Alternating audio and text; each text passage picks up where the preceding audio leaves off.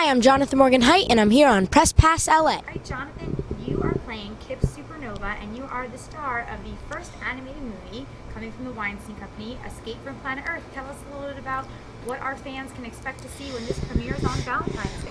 Well, they can definitely expect to see a lot of exciting things during the movie. It's very fun, it's funny, you can watch it with your whole family, and it's really heartwarming.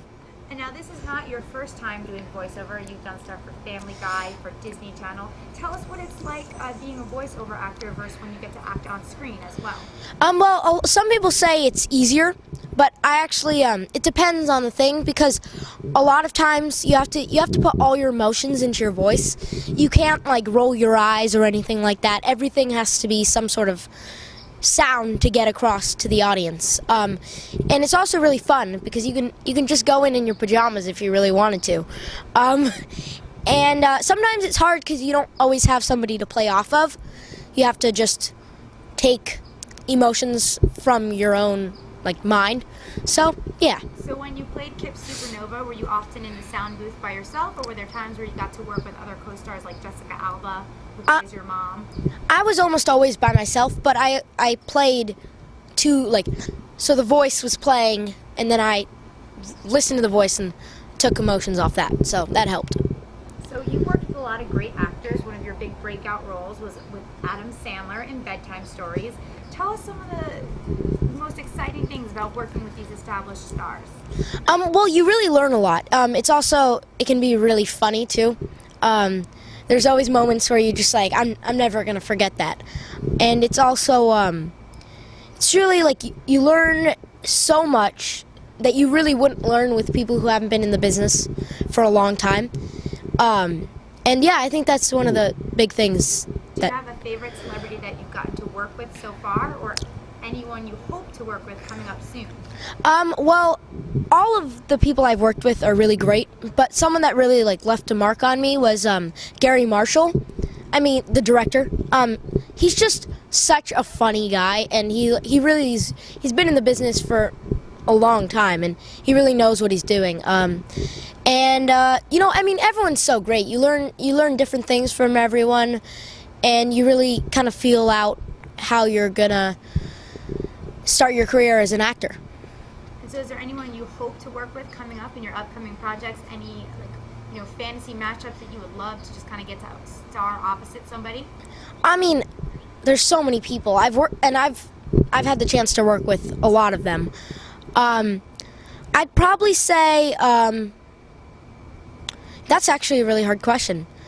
Amy Poehler is awesome. I just think that she's just great, but I don't know. That's a hard question because there's so many people and there's so many actors and actresses that you really inspire to be. You've had a pretty great career, and you're only just a teen.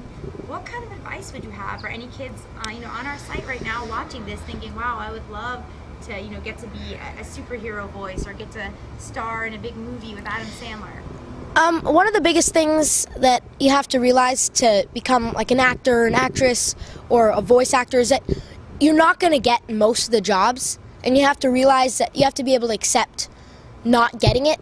96% of jobs you don't get. That's a made-up number, but that's one of the big things. And also, you got it.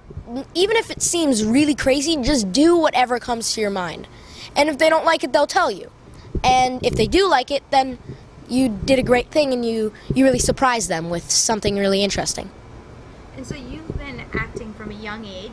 People sometimes think there's an overnight success, but you started as just a child doing plays. You want to tell us a little bit about kind of your background and finding your love and your passion for acting? Yeah, so I went to a preschool where there were just plays and 40-page scripts from the age I was maybe 2. It really, people started to notice that I wasn't just memorizing my lines, I was memorizing everybody else's too. And even if you couldn't understand a word I said, it was still hilarious because I would just do whatever.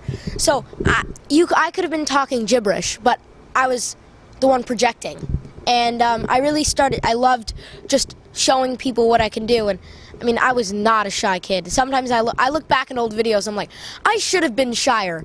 I'm just doing crazy things that make no sense, but that's one of the things, you just gotta be spontaneous. And so this comes out on Valentine's Day, and you kind of save the day. You play a superhero. Any kind of heroes that you looked up to in your daily life, whether they're actors or family members or anyone like that? Well, my whole family, they're so supportive.